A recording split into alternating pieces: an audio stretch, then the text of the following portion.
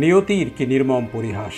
Prison van থেকে নেমে আসছেন ফারুক খান, নেমে আসছেন শাহজাহান খান, রাশেদ খান মেনন, সালমান এফ রহমান, জুনায়েদ আহমেদ পলকের মতো প্রভাবশালী মানুষ। মাত্র ৩.৫ মাস আগেও যারা সরকার চালিয়েছেন, যারা ছিলেন সরকারের এক একজন প্রভাবশালী ব্যক্তি, যাদের কথায় উঠত বসত পুরো প্রশাসন, সেই ব্যক্তিরা এখন একে একে নামছেন প্রিজন ভ্যান থেকে। আর এই দৃশ্য হচ্ছে আন্তর্জাতিক অপরাধ ট্রাইব্যুনালের দৃশ্য, যেখানে একদিনে আনা হয়েছে সাবেক আওয়ামী লীগ সরকারের 10 জন মন্ত্রী এবং উপদেষ্টাকে প্রিজন ভ্যানে করে আনা হয়েছে। একজন অবসরপ্রাপ্ত আপিল বিভাগের বিচারপতি, আনা হয়েছে সাবেক একজন আমলা অর্থাৎ সাবেক স্বরাষ্ট্র সচিবকে, আনা হয়েছে আরও 13 জন এই ট্রাইব্যুনালে এসেছেন প্রিজন ভ্যানে করে। এর মধ্যে বেশ কয়েকজন মুক্তিযোদ্ধা রয়েছেন যারা রণাঙ্গনে যুদ্ধ করেছেন, দীর্ঘ 50 বছরের বেশি সময় ধরে বাংলাদেশের রাজনীতি করেছেন, যারা ছিলেন এই যে সালমান এফ রহমান, যিনি ছিলেন বলতে গেলে সরকারের অঘোষিত দ্বিতীয় ক্ষমতাধর ব্যক্তি, সেই বেক্সিমকো গ্রুপের মালিক সালমান এফ রহমানও প্রিজন ভ্যান থেকে নামছেন। তৌফিক ইলাহি চৌধুরী, যিনি বিদ্যুৎ বিভাগের পুরো বলা যায় পুরোধা, সেই তৌফিক ইলাহি চৌধুরীও প্রিজন ভ্যান থেকে নামছেন। এবং এই যে এক একজন ব্যক্তি, এই এক একজন ব্যক্তি কিন্তু বাংলাদেশের ক্ষমতার এক একটা পিলার বলা যেত।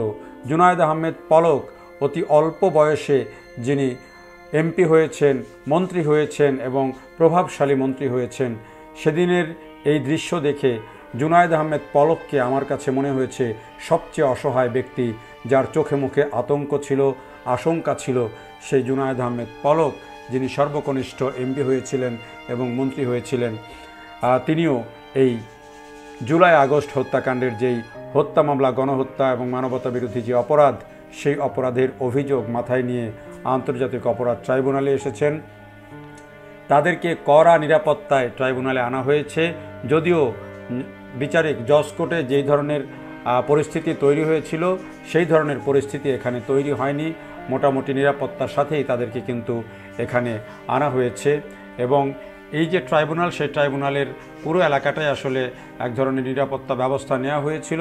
যদিও একেবারে নিরাপত্তার বাড়াবাড়ি ছিল না, কিন্তু নিরাপত্তা ছিল কড়া।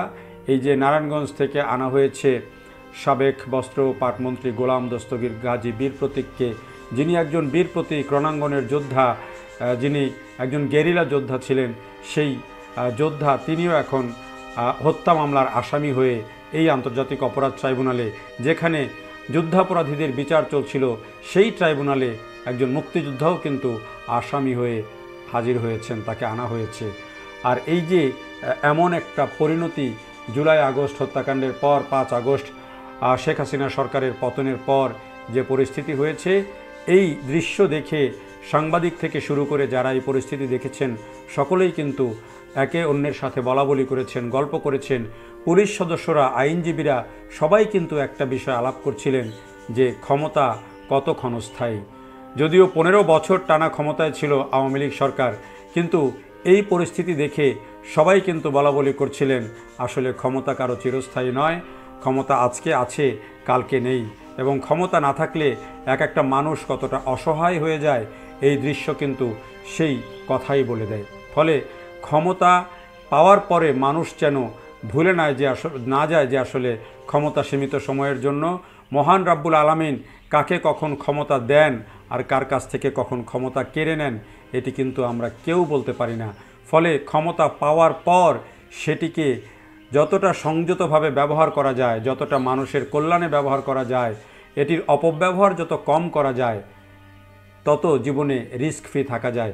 বিশেষ করে রাজনীতিবিদরা যদি এই মহান রাব্বুল আলামিনের যেই দেয়া যে সীমা, সেই সীমাটি যদি মেনে চলেন, ক্ষমতার যদি সঠিক ব্যবহার করেন, তাহলে কিন্তু হয়তো এমন পরিস্থিতি তাদের জীবনে নেমে নাও আসতে পারত।